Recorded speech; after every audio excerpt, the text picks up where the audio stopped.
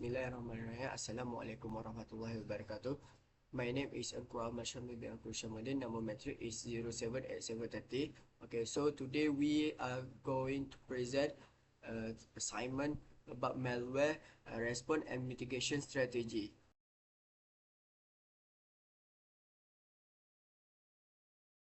Okay, so for the introduction, is malware is always presenting a threat to organization all over the world. So be it on data breach, financial loss, or interruption in their work operation. An organization must be acquainted with various types of malware and how they get propagated as a cyber attack keep getting more complex. So this represent focus on common type of malware, analyze a real-world case study of a malware, and then put forth a full-up response and mitigation plan from the standpoint of prevention, detection, containment, eradication, recovery, and communication. So this will bring into the limelight the fact that active cybersecurity initiative supported by incident response management will keep the damage from malware attack at least. Assalamualaikum, my name is Aniq Basim and my matric number is 077420 and I will present about type of malware. First one is virus. Characteristic of virus is usually attached to a legitimate software and it requires interaction with the users. Virus can corrupt users' data, like deleting files or ruin the system performance. Virus can be spread by downloading unknown files on the internet, spread via email and infected by corrupt USB drive. The impact of virus is a weekend loss of data and system can be corrupted. Trojan. Trojan masks as official programs such as pirated tools, bogus upgrade. It also never self-replicate and depend on user dishonesty. Trojan also can create a backdoor for another source to access the system. Trojan is downloaded through illegal website, phishing scam, or programs that look real. The impact of Trojan is data theft and can be controlled by attackers. Ransomware characteristic. It encrypts files and requests money to decrypt them, usually in cryptocurrency. It is also can make the encrypt data at risk. Ransomware can be gotten by exploit kit, phishing emails, or breaches in the remote desktop protocol (RDP). And the impact of ransomware is it can lead to financial losses, which is ransom plus recovery expenses, damage to one's reputation, and operational immobility. Worm. Worm characteristic usually self-replicate and does not need any interaction with the users. Worms can travel throughout the networks, email, or any messaging devices.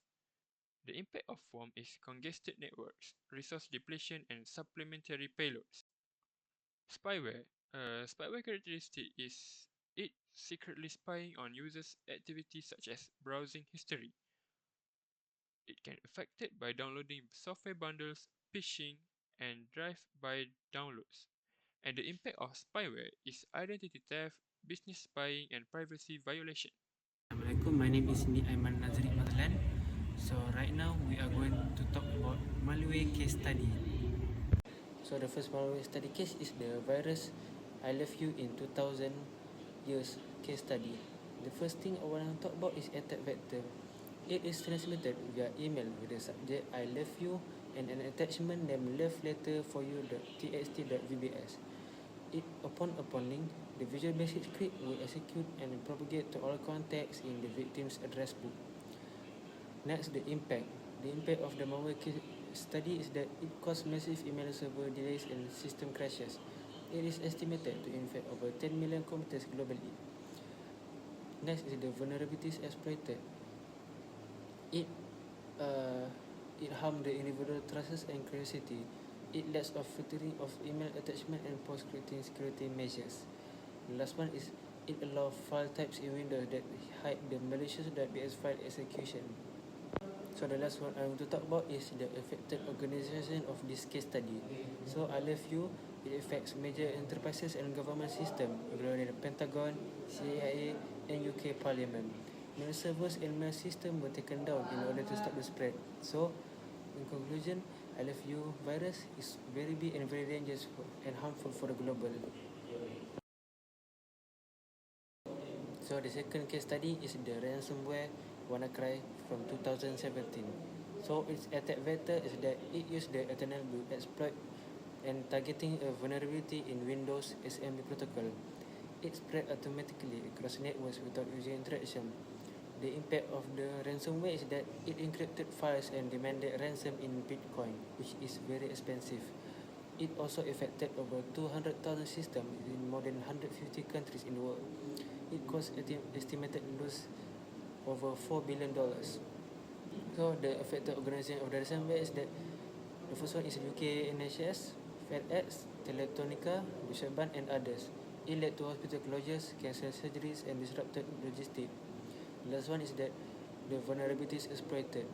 It unpatched Windows system and also lack of network segmentation and outdated cybersecurity defenses. So the last case study is the Trojan AIDS in 1989. So the first is the attack vector. It distributed via floppy disk labeled AIDS information. In the introductory diskette, it sent physically by mail to unsuspecting victims, mainly medical and research professionals like in hospital or clinic, something like that. So the next is we talk about impact. So the impact of the Trojan X is that after 90 system boots, it encrypted file names and demanded a payment to a PO box in Panama. It considered the first known example of ransomware in the world. It's less widespread but significant for its novelty. Next is the affected organization. It mostly affected by healthcare researchers, medical professionals, and conference attendees. The World Health Organization was among the recipients of the affected organization. So the last one is the vulnerabilities exploited. It lack of awareness of malware risk. It trust in physical media and absence of antivirus scanning, and there is no sign of no early ransomware mitigation tools or policies at the time. So to be concluded, Trojan X is very dangerous, even though it is not widely spread, but its novelty is very dangerous. Case study is worm agent BTZ, occurred in 2008. Okay, first of all, attack vector of worm agent BTZ. Okay, so first, USB worm used to infect military computer. Okay, so the worm came through USB flash driver that were already infected. Yes. Next is auto execute via window auto run. Okay, so when someone unknowingly plug one into a military computer, window auto run allow the malware to launch automatic without any user action. Okay, next attack vector is spread across classified and unclassified network. Okay, so once inside, it spread quietly through the military classified and unclassified networks. Okay, so for the impact of worm agent BTZ, first is it infiltrates US Department of Defense. So this attack exposed major vulnerability in military cybersecurity. Okay, second impact is it led to permanent USB ban. Okay, so as a result, the Department of Defense banned the use of USB across all platforms in system. Okay, next impact is birth of US Cyber Command. So, it became a turning point that led to the creation of US Cyber Command, which now handle national defense against cyber threats. Okay, so for the vulnerability exploit, first is no USB device control. So the system has no restriction on USB usage, so anyone could plug in device. Next is poor endpoint protection. So the computer also lack strong protection to detect or block a malware. Last vulnerability exploit is window autorun enable malicious code. So the autorun feature in Windows made things worse by running the worm instantly without alerting the user. Okay, so for the effective organization of worm agent BTZ is first is US Department of Defense, or aka DoD. So this attack directly impact the US military central IT infrastructure. Okay. Second organization that affect is Pentagon network, classified and unclassified system. So both classified secret and unclassified internal but not secret network were compromised. This put national security at a risk and show how cyber threats can affect even the most secure organization. Okay, so for the next malware case study, spyware. Its case study is UK school laptop in 2021. Okay, first of all, attack vector is spyware pre-installed in Windows image on school laptop. Okay, in 2021, the laptop distributed to the UK student as part of a government education scheme came with a spyware pre-installed in the Windows system image. Next is it connect to Russia IP after setup. So as soon as the laptop will configure and connect to the internet, the spyware establish an outbound connection to a server with a Russia IP address, raising a serious concern for the UK. Okay. So for the impact toward UK's collector is first is risk to national security. This issue wasn't just a technical problem; it became a national security risk. Okay, so next impact is student privacy compromise. So student personal data and activity could be monitored without their knowledge. And last impact is public backlash and media attention. So the incident made the public lost trust, especially from parents and educators concerned about surveillance and safety. Okay, for the vulnerability exploit for spyware is first is window image not scanned. So the spyware leaked through because there was no true security scanning of window image before they were installed on the laptop. Okay. Next is a no standard configuration or endpoint hardening. The device were not properly secure or standardized before being handed to the student. So this gap made it easy for malicious software threat to remain hidden. Okay, for the affected organization, the effect for this malware is first student and school staff. Next is a device distributed under the Department for Education scheme. So the compromised device were part of the government initiative to support remote learning during the pandemic. As we know, 2021 is a COVID. So as a result, student and teacher unknowingly use infected device, potentially expose sensitive data. Now, let's talk about the preventions of malware threats. For virus, we can install and update antivirus software regularly, avoid downloading files from unknown source, educate users on safe email practice. Then, for worms, you can disable unnecessary network service, apply email filtering to block executable attachment, use firewall and restrict unauthorized traffic. Next, for Trojan threat, don't install software from untrusted sources. Use application whitelisting. Employ endpoint protection that scan for known Trojans. For spyware, use anti-spyware or endpoint detection and respond EDR solution. Be cautious when granting permission to application. Educate user to avoid suspicious website and download. Finally, for ransomware, keep backups offline and test them regularly. Disable macros in document unless required. Use anti-ransomware tools and endpoint protection. As for the detection method of the malware, there are multiple ways you can detect the malware threats. For example, for virus, you can use signature-based antivirus scan, like Bitdefender or etc. Monitor file integrity for unexpected change in system files. Look for abnormal system behavior, for example, sudden crash or slowdown.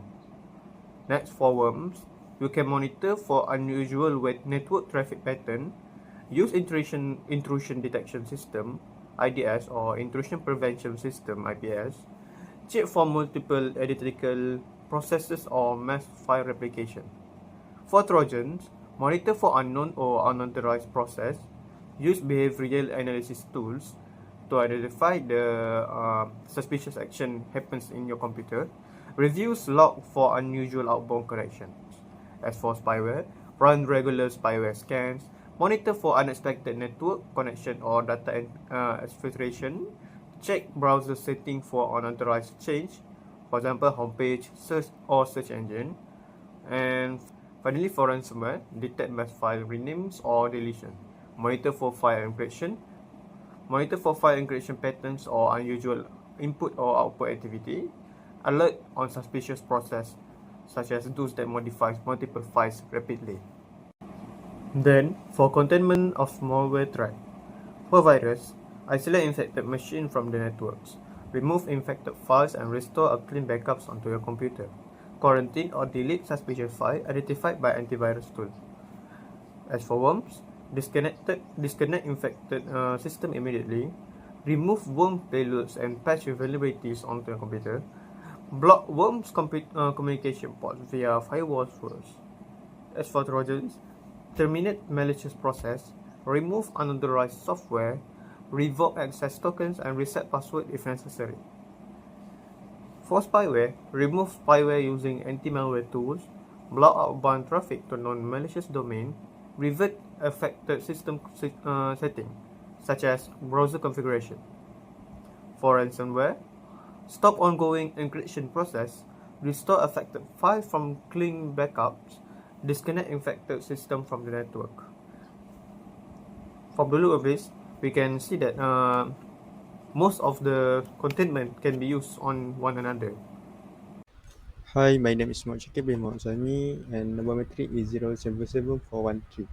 And so today I will talk about eradication for each malware. So the first malware is virus. So first step is disconnect all device or system affected from the network because to stop the virus from spreading widely to other systems. Next is update antivirus and make a scanning to remove the virus. And the last one is IT team will restore, clean and delete undelete version from offline backup for the virus overwritten file. Second malware is Trojan. The first step is PC infected with quarantine to avoid further execution and additional file encryption. Next is the analyst try to reverse engineer the Trojan and determine how it hit file path and pretend to encrypt. The last one is custom the utilities like adsort and clearrate were built to delete the Trojan and reverse the file name scrambling. The third malware is ransomware. So the first step is disconnected affected system from the network. Next is security research named Marcus Hutchin found a hardcore domain in the malware and registration for the domain halted and any further system from being encrypted with the malware. And the last one is Microsoft Critical MS17010 patch was applied to all systems to mitigate the vulnerability exploited by WannaCry. Next, the fourth malware is worm. To eradication this malware, the first step is also disconnect from the network to prevent from further proliferation.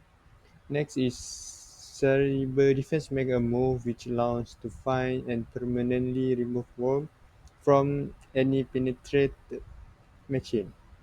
Then military ban all USB drivers and removal media to block the worm main transmission vector. The last step is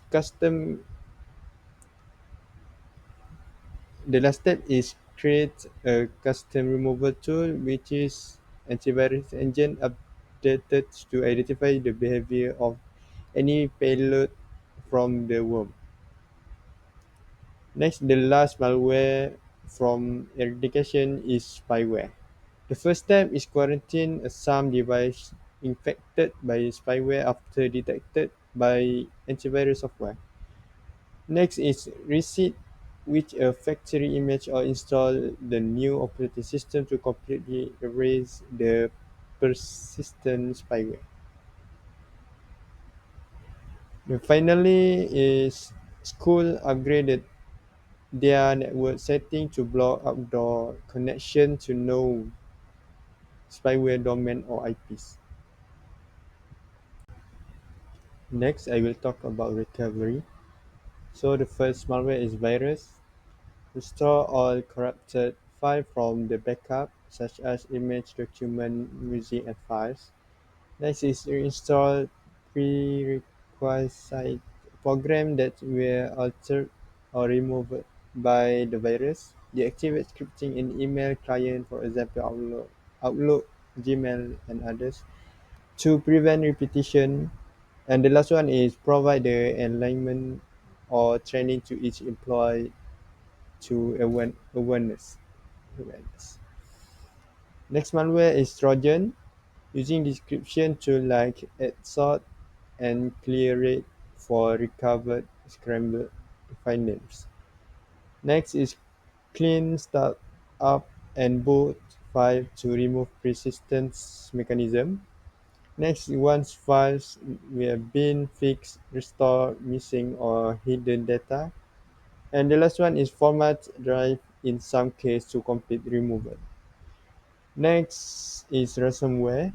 Access encrypted data from clean backup. Rebuild and reconfigure system in extreme data loss scenarios. Depending on the extent of the relationship with the customer, we also verify integrity of backup for all endpoints.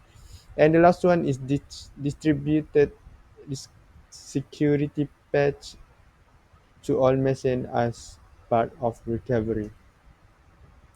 Alright, next is recovery for worm. Reimaged affected computers that were unable to be fully cleaned of malware. Reinstall secure software version from the internal repository. Next is ban the use of USB media to critical system indefinitely. And the last one is deploy endpoint protection and logging tool to detect any future worm like behavior. The last one is spyware. All system image with refresh which clean verify OS installation. All password and access tokens were reset that were used on affected device. Firewall and DNS filtering were configured to block spyware domains. And the last one is system were monitored after cleanup for suspicious outbound traffic. That's all from me and thank you. Assalamualaikum, my name Muhammad Amir Faisal bin Azhar, metric number 077348. Next, I will talk about communication. First is virus. The I love you virus spread through email with the subject I love you and an attachment. Once opened, it infected the system and spread to the victim contacts. The communication response was pretty immediate. IT team sent alert to ignore such email, but the media response came too late. Antivirus company work with the law enforcement to develop tools to remove the virus. Second, the Trojan. The delivery method of the Edge Trojan was tricky because the diskette looked legitimate and there were no warnings. One security expert understood the attack. They published helpful tools and documentation and shared them across forum and the media. After perpetrator was caught, I was involved in law enforcement and legal communication. Moving on to ransomware. The NHS released public service announcement after hospitals were affected. Governments and states globally work together to share messaging about applying a critical security patch. Microsoft also released urgent updates to help prevent further damage and mitigate the risks. Next, worms. The US military initially kept the situation quiet for national security reasons, which led to some internal confusion and panic. Once the threat was understood and dealt with, the US Department of Defense introduced new guidelines on using removable media and strengthening cybersecurity hygiene. Lastly, spyware. The issue was reported to the Department for Education by school. This triggered a government response. The media also helped spread the story, pushing vendors to stop distributing compromised laptops. teacher and IT staff were briefed with updated instruction on how to deal with the issue and recommended scans for the device. In conclusion, malware is a serious problem that can cause a lot of damage to organization, from losing money to stealing important data and disrupting daily operation. Throughout this presentation, we learn about different types of malware like virus, Trojan, ransomware, worms, and spyware, and seen how they are affected by a real-world system like the I Love You virus and WannaCry ransomware. To protect against this threat, it is important to have a clear plan in place that include prevention, detection, containment, eradication, recovery, and communication. But it's not just about having the right tools, it's also about being aware, staying prepared, and always working to improve our technology and response strategy. So that's all from us. Thank you.